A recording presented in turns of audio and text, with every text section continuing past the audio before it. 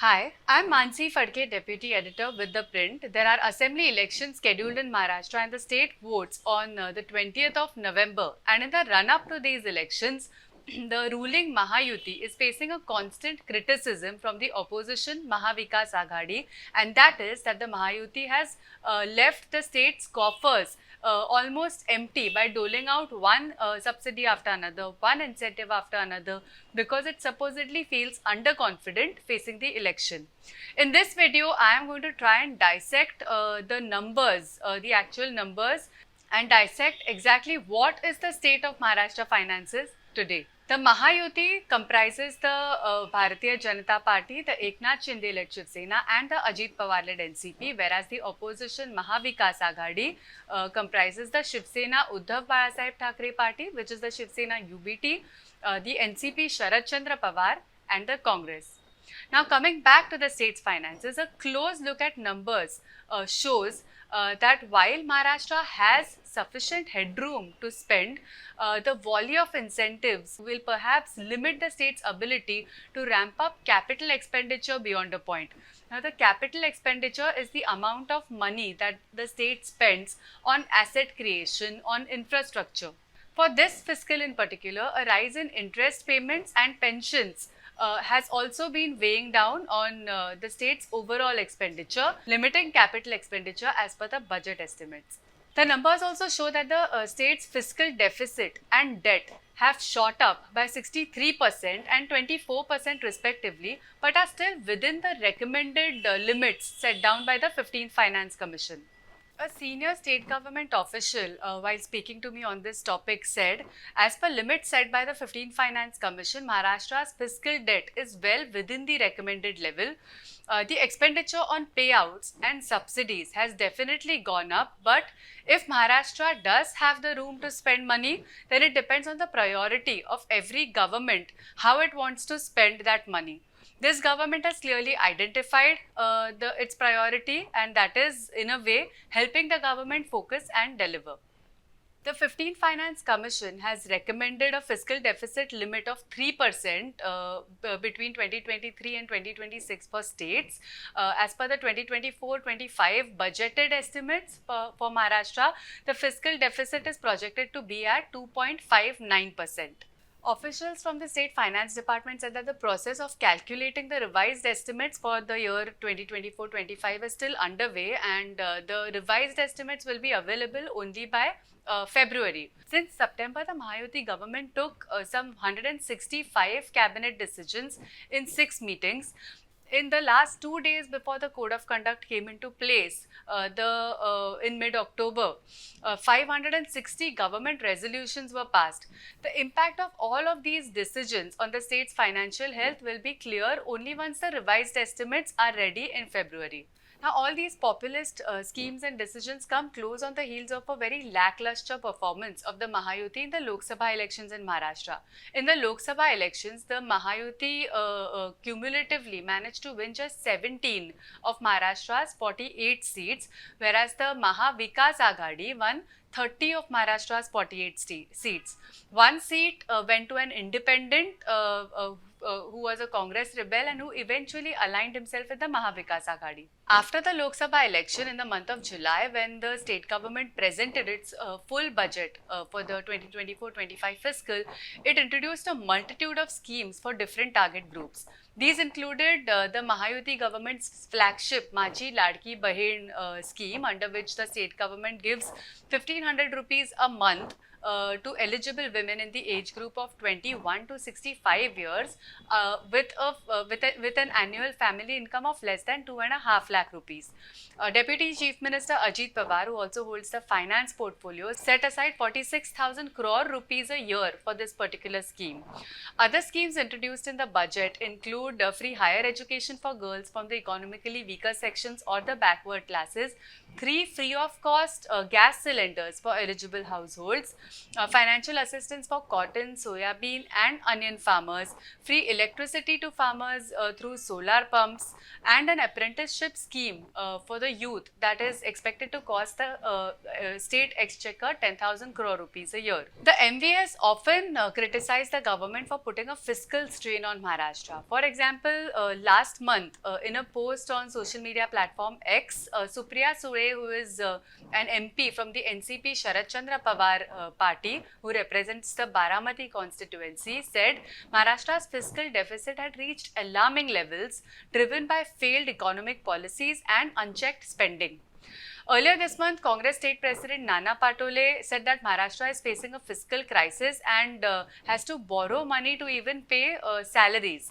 However, the state government official who I was talking about earlier has clarified that salaries and pensions are being paid as per schedule, and there have been no disruptions on that particular front. From the Mahayuti side, addressing a press conference earlier this month, Sudhir Mungantiwar, who currently holds the culture portfolio in the Mahayuti cabinet, but who used to be finance minister in the Devendra Fadnavis-led regime from 2014 to 2019, dismissed all of these allegations by the MVA and basically said that if you go in for a blood test, you're not going to look at whether you have 5.5 liters of blood in your body. You're going to look at the proportion of hemoglobin in the body.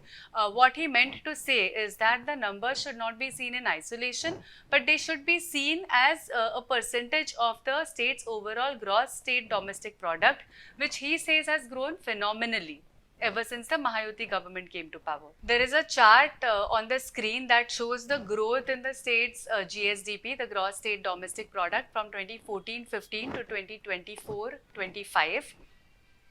Now, Maharashtra's fiscal deficit as a percentage of the GSDP is estimated to be 2.59% for this fiscal as per the budgeted estimates. It has gone up from 1.85% in 2022-23, which is when the Mahayuti government came to power. The Mahayuti government came to power in June 2022 when Eknath Shinde rebelled against the Uddhav Thackeray-led Shiv Sena, causing the Thackeray-led Mahavikas Aghadi government to topple.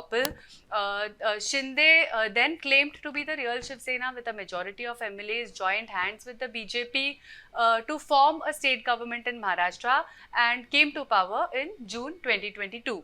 During the MVA rule, the fiscal deficit as a percentage of the GSDP was 2.03% in 2019-20, 2.74% in 2020-21 and 2.05% in 2021-22.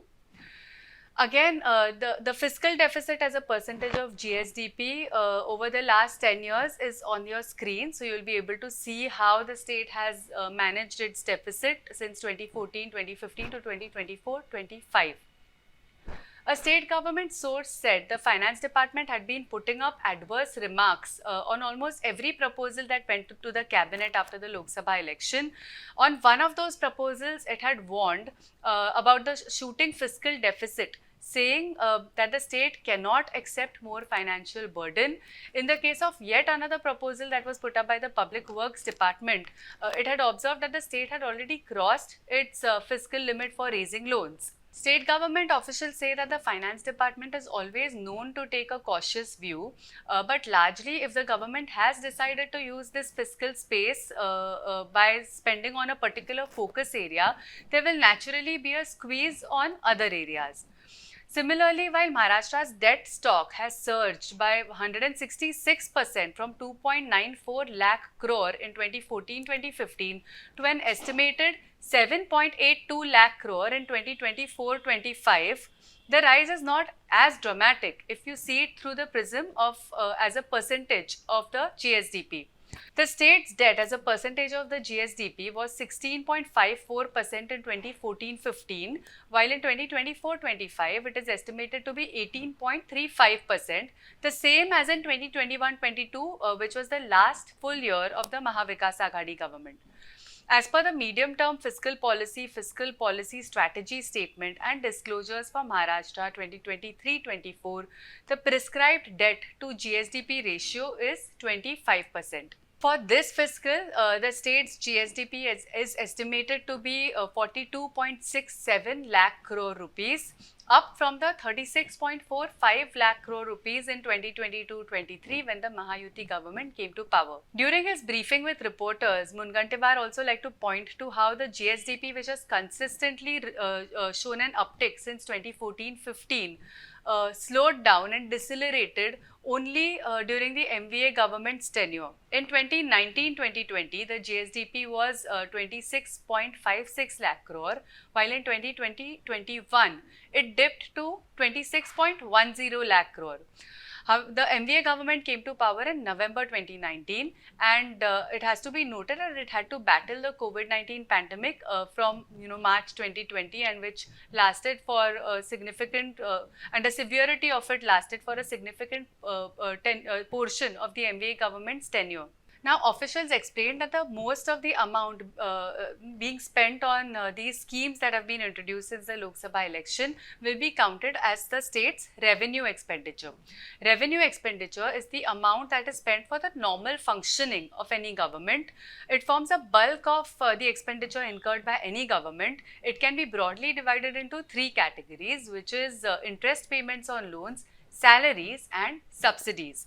The revenue expenditure is estimated to be 5.19 lakh crore for the current fiscal, 2.7% more than the 2023-24, which is last fiscal year's revised estimates of 5.05 lakh crore. The revenue expenditure since the time the Mahayuti government came to power to now is shown on your screen for better comprehension. While revenue expenditure has increased this fiscal, the state's capital expenditure has been slightly squeezed.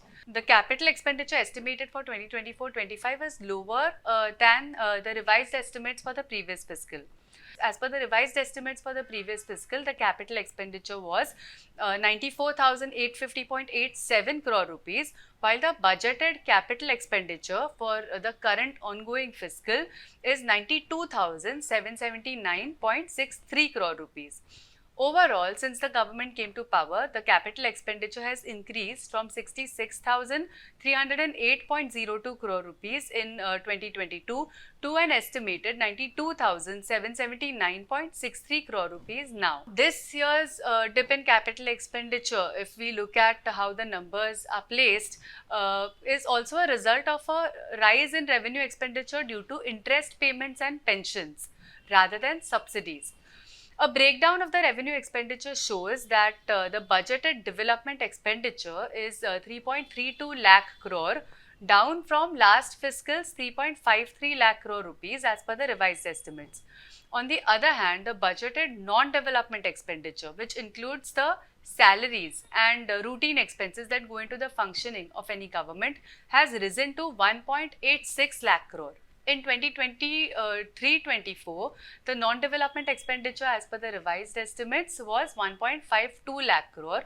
A bulk of the increase, about 23,000 crore, has come from pensions and interest payments. So, in a nutshell, Maharashtra does have some room to increase its expenditure. But if this particular government, the Mahayuti government, has decided to use that headroom by spending more on incentives and subsidies, then it will definitely have an impact on to what extent the government will be able to increase its capital expenditure.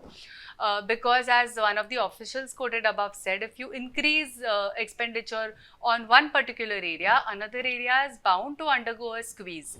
Also, it's a very politically unpopular decision to roll back any incentives or subsidies. So, even if a new government comes to power, it will be very difficult for the new government to actually scale down these incentives or subsidies. Leaders from the Mahavikas Aghadi have said that if they do come to power, they will reorganize these schemes in such a way that it doesn't put a strain on Maharashtra's finances. What eventually happens remains to be seen. That's all I have for you for now. Thank you for watching this video. I am Mansi Phadke, Deputy Editor with ThePrint, signing off.